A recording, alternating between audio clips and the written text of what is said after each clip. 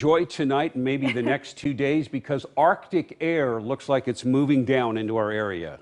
Certainly getting much closer as each day progresses. And just for a little fun trivia quiz, Elizabeth and Jeff, what is the lowest maximum temperature for the month of February on record in Portland?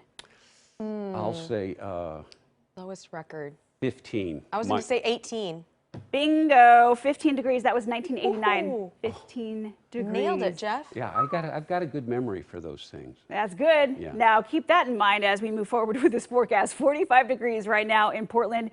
Your temperatures tonight start to fall into the upper 30s. Still mostly cloudy though.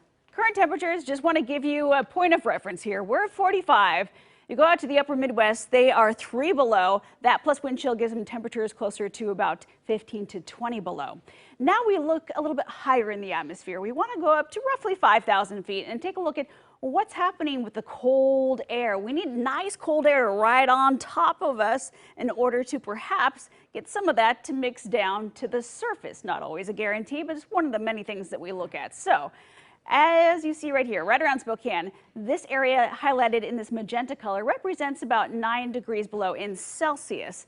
So this is what we're watching for. Now just keep in mind, that's below freezing. So below freezing here near Spokane in the upper levels, closer to about 5,000 feet. Watch as the air spreads slowly to the south as we roll into Thursday and Friday, dipping all the way down well over the Cascades. We expect it there. We expect the coldest air there. But can we get some of the coldest air to ride on top of Portland and the rest of the valley? Notice the gradients here. These are really steep gradients.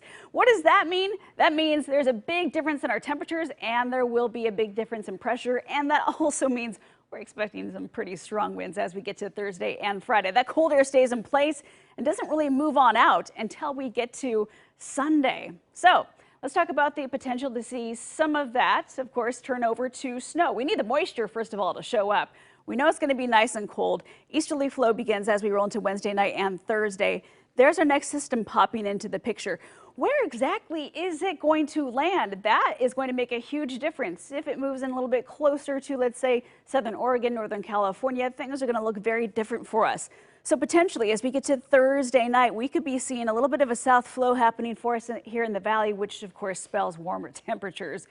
Now, your proximity to the gorge is going to make a huge difference as that easterly wind will be our transportation of that cold air. So this is Friday evening. Friday afternoon, Friday evening, a chance to see perhaps some snow right at Portland and areas north. So far, the biggest trend I've been seeing is that western Washington, you remain nice and cold, and no matter what shows up for precipitation, you look to be likely to see the snow over any areas south of Portland. That's just the trend I'm seeing so far.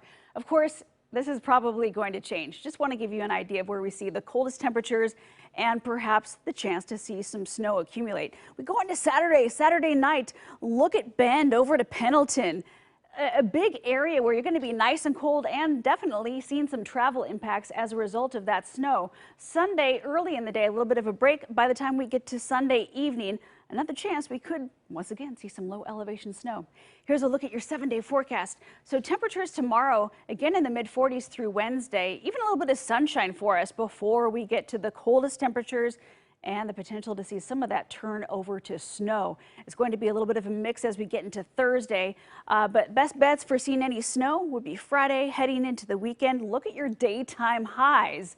Look at that, upper 20s, low 30s, and not really rebounding until we get to next Monday. And those overnight temperatures in the mid 20s for us as soon as we roll into late Thursday and into Friday. Quite a difference there. And to keep track